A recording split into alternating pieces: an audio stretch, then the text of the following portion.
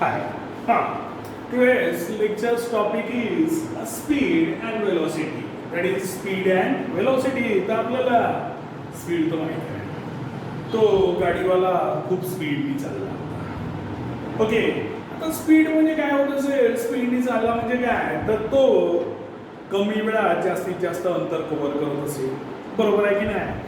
स्पीडनं चालण्याचा अर्थच काय आहे की तो लवकरात लवकर पोहोचेल. म्हणजेच काय? कमी वेळात जास्त अंतर कव्हर करेल. म्हणजेच मग speed is equal to distance upon time. Speed is equal to distance upon time. हे आपलं स्पीडचं आणि वेलोसिटी टर्म्स आपण समजून घेऊ.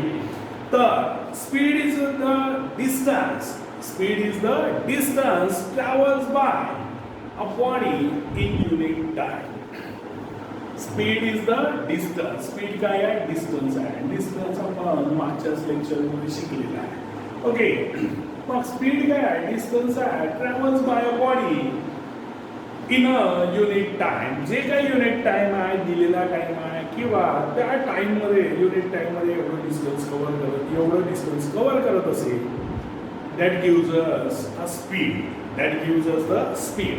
म्हणजे मग आपल्याला स्पीड जर काढायचं असेल आपल्या सायकलचा, 2 किलोमीटर ट्युशन क्लास आहे आणि त्याला 10 मिनिट लावत असेल हे काही, तर मग 2 तास बाकीला 10 मिनिट लावायचं. एकाच युनिटचे आहे का, हे काही युनिटचे नसेल तर कन्वर्जन करायचं, मग त्याच्यानुसार उत्तर काढायचं. म्हणजे speed is the distance travels body in unit time. आणि म्हणून मग speed is equal to it is a distance upon time. It is the distance upon a time. Okay. Speed is equal to distance upon a time.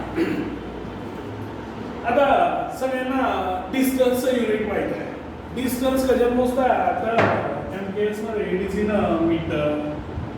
Okay. Time कशात मोजतो? तर that is in a second. Okay.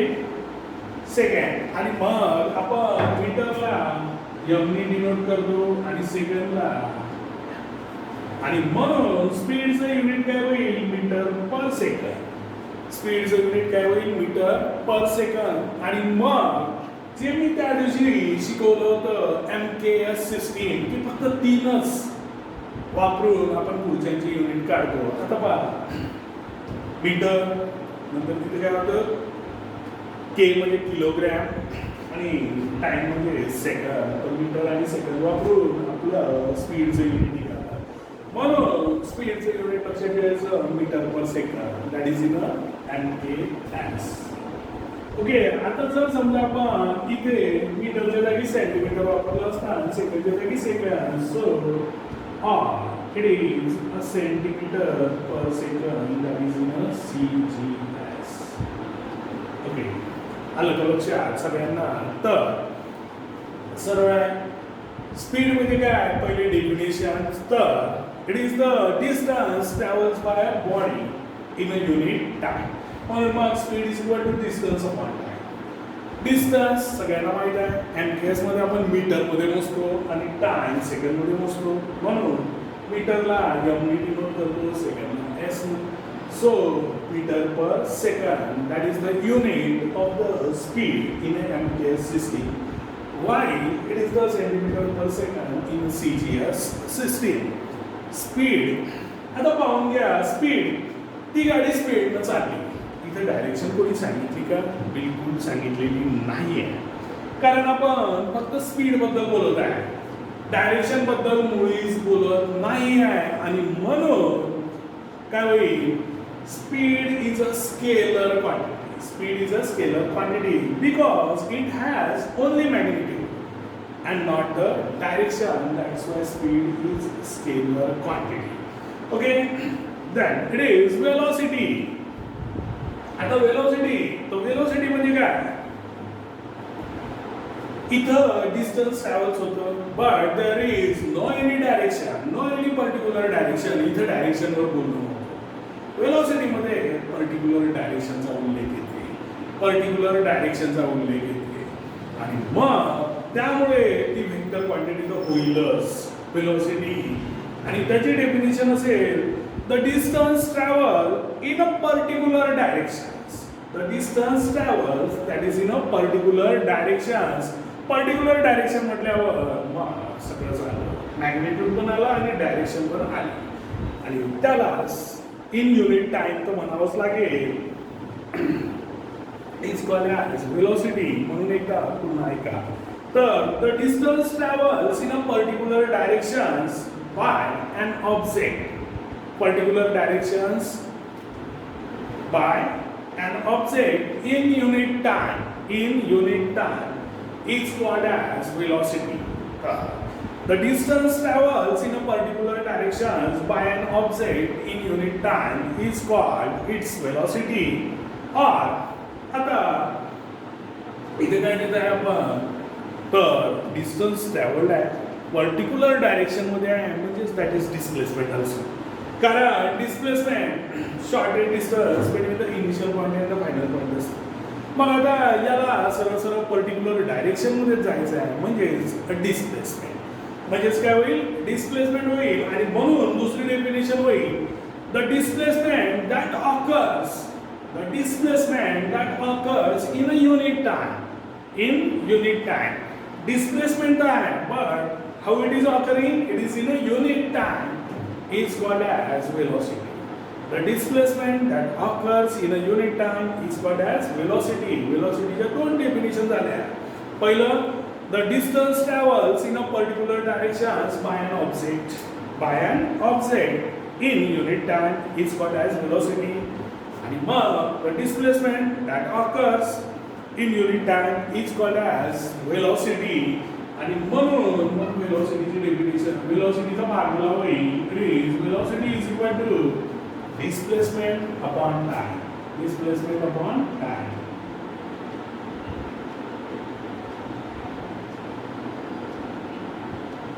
Displacement upon time. Speed काय आहे, distance upon time. Velocity displacement upon time.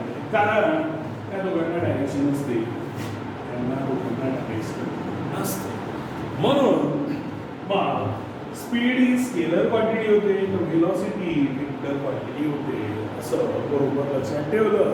आणि मी बरोबर comparatively त्याच्या जोड्या बनवलेल्या आहेत, त्यानुसारच त्यांचे लेक्चर पण आपण तसेच आलेले आहे. So velocity is equal to displacement upon time. आता डिस्प्लेसमेंट म्हणजे काय आहे, तर डिस्टन्स कव्हरच आहे, पण शॉर्टेड डिस्टन्स आहे. पण डिस्टन्स आहे ना, म्हणजे it is result in metre. Time तर सेकंड मध्येच मोजतो. अगेन मीटरला आपण MB वापरतो आणि सेकंड. म्हणजे वेलोसिटीचं युनिट सुद्धा मीटर पर सेकंद असेल, as same as the distance, same as the speed, not distance. डिस्टन्सचं मीटर असतं. स्पीडचं जे युनिट आहे मीटर पर सेकंद, तेच युनिट वेलोसिटीचं पण असेल. आणि आपण ते फॉर्म्युल्यावरून काढलेलं आहे. ओके, मग मीटर पर सेकंड MKS मध्ये आणि CGS मध्ये काय असेल, तर सेंटीमीटर पर सेकंड. आणि velocity as both the magnitude and the direction. That's why velocity is vector quantity. Velocity is vector quantity. Okay, तर आता याच्यामधल्या या दोघांमधल्या गोष्टी काही लक्षात ठेवायच्या, ऑलवेज रिमेंबर. तर पहिले तर ओके, युनिट्स काय आहे, सेम आहे. ओके, म्हणून पहिला point, the units of speed and velocity. Units of speed and velocity are the same. That is metre per second in a MKS system and centimetre per second that is in a CGS system. म्हणून in the SI system, आणि मग आपण MKSच्या जागी SI system वापरतो तर काही फरक पडत नाही. In the SI system the unit is meter per second, while in CGS system it is a centimeter per second. आणि मग CGS मध्ये सेंटीमीटर पर सेकंद असेल. ठीक आहे, इथे पण that is in a CGS. Well, another point, speed is related to distance. स्पीडचा संबंध कशासोबत आहे? डिस्टन्स सोबत आहे. So the velocity is related with the displacement आणि वेलोसिटी कोणासोबत रिलेटेड आहे? तर डिस्प्लेसमेंट सोबत आहे.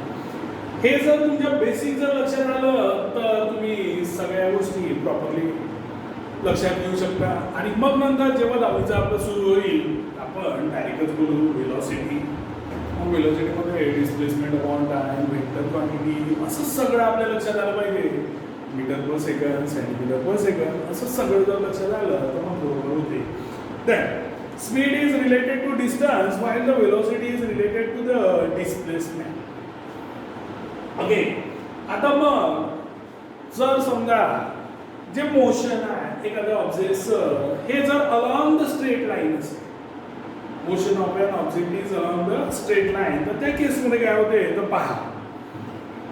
If the motion is along a straight line, the values of speed and velocity are the same. आता काय स्ट्रेट लाईनच आहे आणि मोशन काय आहे त्या स्ट्रेट लाईन आहे, तर स्पीड आणि वेलोसिटीच्या व्हॅल्यू काय असेल तर सारख्याच असेल. कारण आपले फॉर्म्युलेज ते आहे डिस्टन्स अपॉन टाइम, इथे काय आहे डिस्प्लेसमेंट अपॉन टाइम. स्ट्रेट लाईनवर मूव्ह होत आहे म्हणजेच काय होईल या ए पॉईंट पासून बी पर्यंत जाईल. मग तेच त्याचं डिस्प्लेसमेंट असेल, तेच त्याने केलेलं डिस्टन्स कव्हर असेल. मग या दोघांच्या व्हॅल्यू सारख्या येणार की नाही? नक्कीच येतील. कारण the motion is along the straight line A to B. Okay, this motion is along the straight line. How much distance covered? That is A to B. एवढंच distance असेल. आणि how much displacement? Again, that object moves from A to B, म्हणजे B पर्यंत गेला. Shortest distance between the initial point and the final point. So, is same. Say it is 500. Okay, meter. 500 meters त्यांना distance cover केलेलं असेल. आणि shortest distance between the A and B is also 500 metre. म्हणजे जेव्हा motion along the straight line असेल तर speed आणि वेलोसिटीच्या value काय असतात? सारख्या असतात. पण हा सिनॅरिओ फक्त स्ट्रेट लाईनसाठी फॉलो होते. Otherwise the values will be different. स्पीडची व्हॅल्यू वेगळी असेल आणि वेलोसिटीची सुद्धा वेगळी असेल. कारण नेहमी जर डायरेक्शन चेंज केली तर स्पीड कमी होईल. Displacement should change. Okay. Otherwise, they can be a different. जर स्ट्रेट लाईन वर असेल तर सेम असतात स्पीड आणि वेलोसिटीचे व्हॅल्यू. आणि नसेल स्ट्रेट लाईनच्या अदर असेल तर नक्कीच या दोघांच्या व्हॅल्यू काय असेल वेगळ्या येतील. Velocity is the displacement that occurs in unit time. That is the definitions what we have already discussed. So I hope you understood these two terms. If didn't, then go through this video again and again. You will get the answers and you will understand these terms: speed, velocity, distance, displacement, and ampere system, CGS system, scalar quantity, vector quantity. What we have finished up to this lecture. So it is all over from the today's lecture. Next time we will see another topic. Till then, bye.